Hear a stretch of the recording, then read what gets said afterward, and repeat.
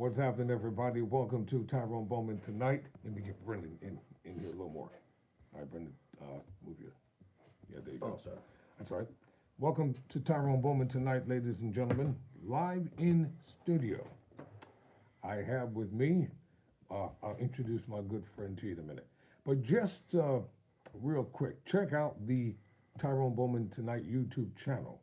If you like what you're going to hear tonight, you're going to love what you hear every night.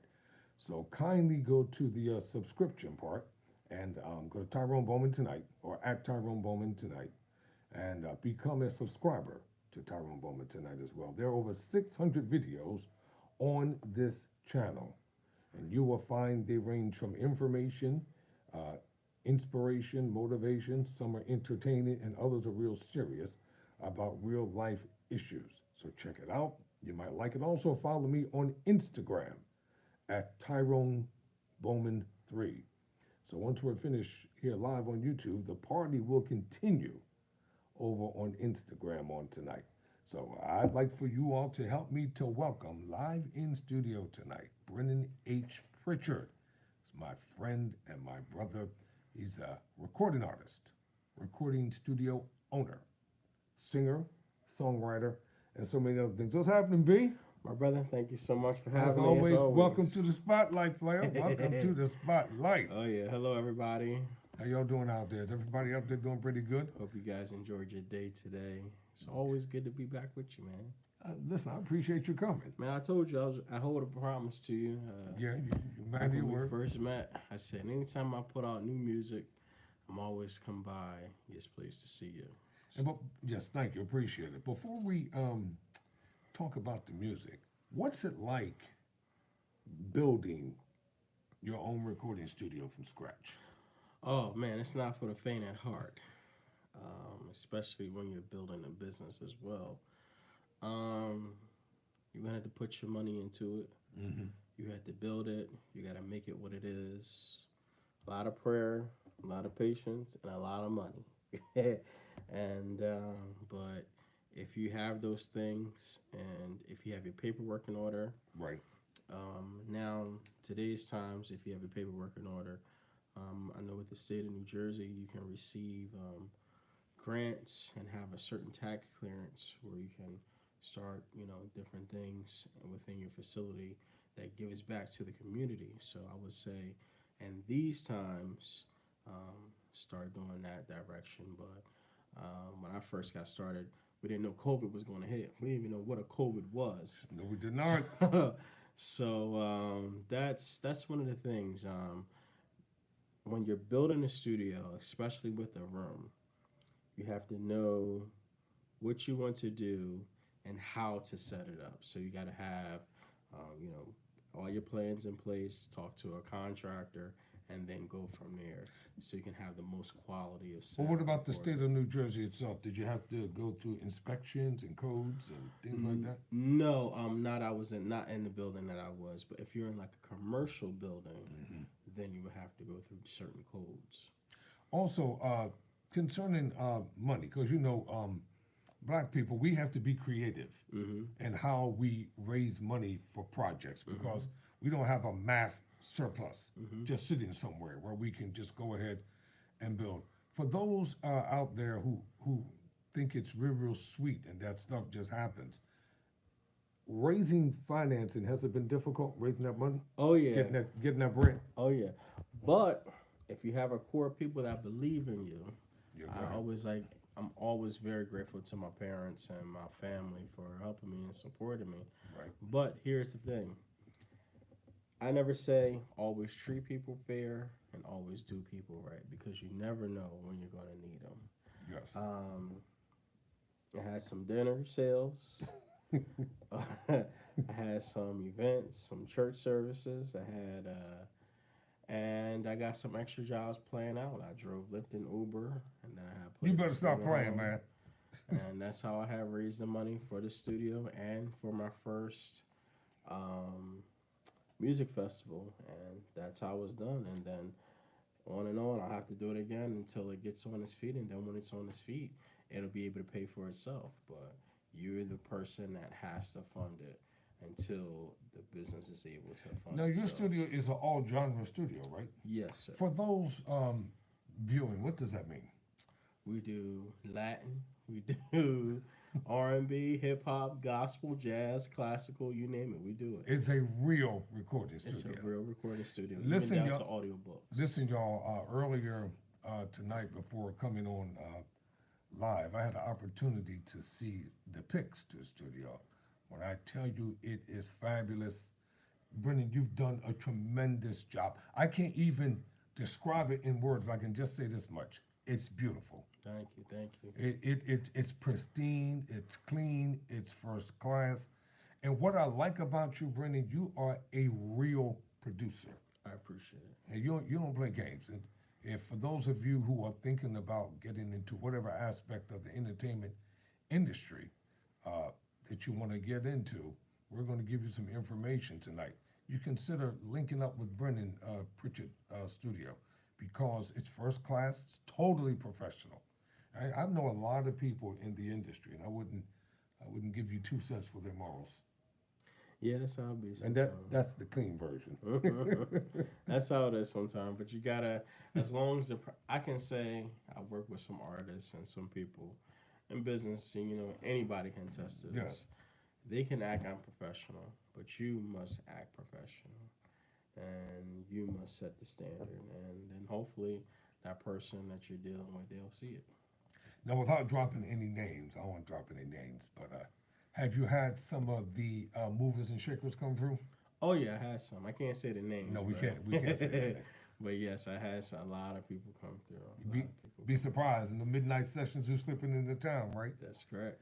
That's correct. Now that the studio is past the pandemic stage, Mhm. we're out of the COVID stage now, thank God. Mhm. I'm glad they finally brought this thing to an end, man. Yeah, because I didn't know the one I was gonna be able to take off a mask. That thing was killing me What? behind my ear. Who you telling? Especially Suffocating. like right here. That thing would hurt. That's one thing the opposition, they had that right with that mask thing though, because that wasn't the best thing to do. I Mhm. think that was making people a lot sicker in some ways. Well, it's still passing through. Mm-hmm. Yes. Passing through the mask. So now that you're out of we're out of the pandemic stage and you're into the, just getting right down to the real nitty gritty. Hmm. You're working on a new project, right? I am. Let's talk about it tonight. So my new project is consisting of it's all genres from my last project and my very first project, and adding a few more new songs to it. Mm-hmm. I'm including a new single that's coming out now. So it's going to be a mix of a little bit of everything. It's going to be everything for everybody on it, but it's also showcases the sounds that come out of the production from my studio and from the artists. What's the program title? What's it? I'm still coming out with the name. It's going to be a compilation project. It might just be compilation. Ah, okay. Yeah. Is it going to have like a mix? It is. So, Brent, I want to ask you. I want to hear from someone who's actually has the hand on the pulse of the music scene. Where is gospel music going to? I know where we came from, but I just want to know where we're going. I don't know, but I will say this for people that are still hold on to it. You have like the Ricky Dillards, that choir sound. The choir master. You have the Corinne Hawthorne. You have that sound. You have up and coming Kyla Richardson. That's right. And she has a unique twist. She has that old school, new school, in between contemporary flavor. That's She's got it. That's true. I mean, I'll be honest with you. Leandria Johnson, she has really. I don't care what they say about her. I love Leandria. Mm-hmm. I love her transparency. I love her style. I love the fact that when she, quote unquote, performs, she gives it everything she has. And the one thing she does, she knows how to connect with an audience. That's true. That's true. What I do want to see more is more people that are able to accomplish what Tamla Mann and like Marvin Sapp has accomplished. Like that crossover. Crossover appeal. Yes, because when you write music that I was talking to this one artist. Well, he's a musician. He's a producer, but his sister is Michelle Williams from Destiny's Child. Oh yeah. and he was just saying that the way that even though they sung their genre, she was able to reach a lot of people just because of the lifestyle that she lived. People in the industry and people that were out at the shows that really were touched from like the spirit of God that was on her. Yes. So that's one thing I would like to see more, because sometimes we can get stuck in like the four walls, the sound of the four walls in church, and sometimes what's hot in church is not hot on the street. That's a fact. So we have to. I would like to see, um, you know, that approach. Coming out of the four walls, and broaden it, because sometimes it feels like gospel music is just like a little behind a few years. But if we start broadening it, and who knows what might open up? You might be producing for Disney. You might be producing for Pixar. They might want that sound in there. So you just never know what might happen if they come out of the box. The late Reverend James Cleveland, he was a consummate master Yes, at it what he was. did. A lot of people don't realize he wrote a lot of scores for movies. Wow. Yeah. I was doing my research about him. He wrote a lot of scores for movies. He has a lot of credits working with secular artists. He was the first one to basically introduce that contemporary sound with choirs. True. And True. there was great opposition. True. They attacked him the same way they did Mahalia Jackson It's true. when she came They along. said she don't sing gospel music. She ain't singing in my church. That's what they said. They rejected Mahalia. It's true. And but what But they the world embraced her. Columbia Records. They saw something in Mahalia, and believe it or not, they gave her a lifetime contract. And they told her she was going to be billed as the world's greatest gospel singer. And she is. And Still. no one to me, she's the queen. Forever reign, Mahalia, forever reign. She was the real queen, a pioneer, That's right. trailblazer. I know others were trailblazers, like the Caravans with Albertina Shirley Walker, Caesar. Shirley Caesar, Yeah. Cassetta George, and Yeah. Evangelist Dorothy Norwood. Yep. Yep. And when I'm looking at gospel music today, this is what I call it. I call it quasar. Why you say that? Because they have a blend of everything. You remember when Tonex, Okay. was it Tonex? From California, yes. Yeah, remember when he was in his prime and he was out there? He was introducing. He had the largest live recording in gospel music. Yes, he did. He sold out a stadium for a live recording. And his vocals, that range, he can still Even sing. still today. Yes, it's, he can. He did this one song off Snoop Dogg's According to Gospel, and I was just like, wow, this man's like gotten even better. Well, I call it quasar because we're moving into we're in the 21st century and we're moving at the speed of light. And the sound is changing, but the message never changes. So, but as an artist yourself, what do you think about? What do you look for when you are writing? Because listen, don't let him fool you. He's a master on the keyboards. I've seen him in person. I've listened to him. Brennen he doesn't just have the anointing, he has an ear for sound, an impeccable ear for sound, something a lot of recording artists just don't have. It's hard, you have to almost be ambidextrous in doing what you do, right? Like this today we had, I wanted to learn a song for the praise and worship team at my church. And Which is? Faith Tabernacle Church. Faith Tabernacle Church. Community church in Clayton, New Jersey. My parents, they're the pastors. Who are they? Bishop Harris and Evangelist Renee Pritchett. There you are.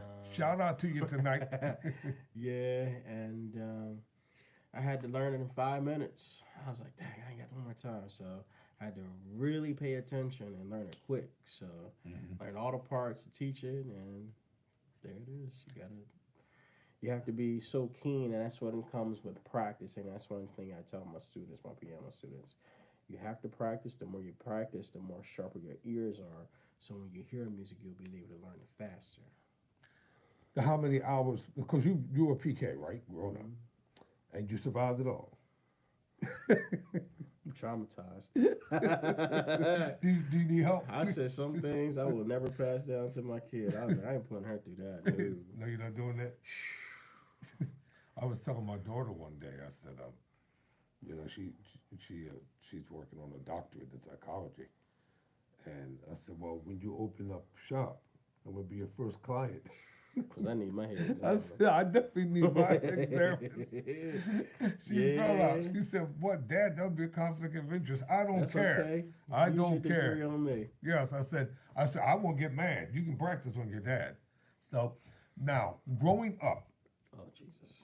no, I'm gonna deal with the music. I'm gonna deal with the music. Growing up musically, what Okay. type of inclination did you have within you? What made you know that you could be this? Well, I was listening to before I answer that. I was listening to Barry White, and he said talking about how his upbringing was in California.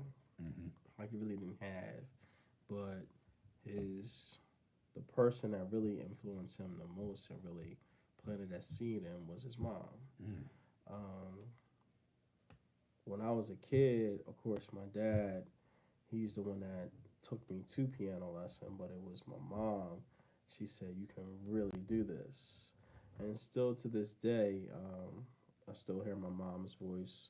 When I still play different things, and um, she's one of the first people that I send music to for her to listen to. She like, "Oh, okay, man, that's cool." You know. Were you allowed to play different types of music in the home, or was it strictly gospel? Strictly gospel until I turned 18. I was like, forget that. I was like, clap your hands to this. Clap your hands to this. I'll Right. be sure. Yes. And so, what about in school? Did you play in school? No, I actually didn't. I just played in church. I played with the other musicians that were in band, but Hmm. um, I really didn't get interested until after I graduated in high school. So, what happened? Was there something burning in your spirit? Did you have an epiphany? What was going on with you? People started really enjoying my playing, and that's when I said, okay, I need to take this more serious. And then we had one in the house that I got asked to play for the House Sweet the Sound competition with Life Giving Word Choir. Really? I remember how sweet the sound. I still got my medallion in the cell phone games. Wow. Okay. So I had played for them, and it was Yes. like, you can really do this. So, but it wasn't until I had worked with Derek Hodge on a Minister of Music, Jerome Williams, his project in the studio. It was just like something he really took his time with me, and that was my first time really doing production. Really took his time with me in it, and then all of a sudden something just clicked, and I just started doing everything. He was like, "Oh man, you something like really clicked with you." I was like, "Yeah." So, and that's what planted a seed with production. I was toying with it a little bit, trying to see like different things on this one app that I still use, Logic Pro. Of course, like the other dolls recording workshops that I do. Um, this I was just practicing with organ on it. I started doing with strings. I started doing with Rhodes, and I started writing. Then a writing came along when I was like 26, and that's when I came out with my first project, and that's when me and you had met. I remember. But Yes. that's kind of like the story. I started playing for my dad when I was 8, backing him up, and all of his friends. So it would be so crazy. He would stick Now, me at the side door so they can come get me. So my pastor would get mad. So we'd be out all day. now So I gotta ask this question. When you were playing, mm. for the leaders and stuff, were they generous with the money? At the time, I didn't really know, but it's a different story Is now. it can a brother get a witness? Yeah. Can I get a witness? Yes. Now let's fast forward Mm-hmm. to today. What's it like for you when you come into your own studio and you know this is you? It's yours. You own it. It's your vision. It's not a dream. It's not a mirage. This is a reality. And individuals come to you. They say they have a desire to want to record. Mm-hmm. What do you tell them? I asked them about their song. What style of music do they hear in their head? I try to get all the thought processes out of their heads. And then I say, then we start talking about numbers, the things that comes to play in a production. And then usually it makes the conversation go up or down, or north or south. Hmm. Some go south, but then some goes north. And then, and then we move on from there. And then I start rearranging all the music. And then I start bring them in and start rearranging the vocals. And some people I have to write the song for them Really? because they want to record, but they don't have any music. So I have to do everything from writing, arranging, production, and everything else. How long does a project usually take once you sign? Well, once they sign on with you. Well, a song takes about a week or so, just to do. It depends how many artists I'm working with at that time, but anywhere from like a week to like 3 weeks to completing a song with the mix and master. Really? It just depends on the schedule of the producer and the engineer. So, Do you do the pressing there? no, I have I use other people. So I do everything that's in the production, but the mixing and mastering, and the press and the um, digital uploads, and that's done on different platforms. But for this, just the writing and the production is done in the studio. And now that you're working, you've had several projects. Name some of the projects that you produce for yourself.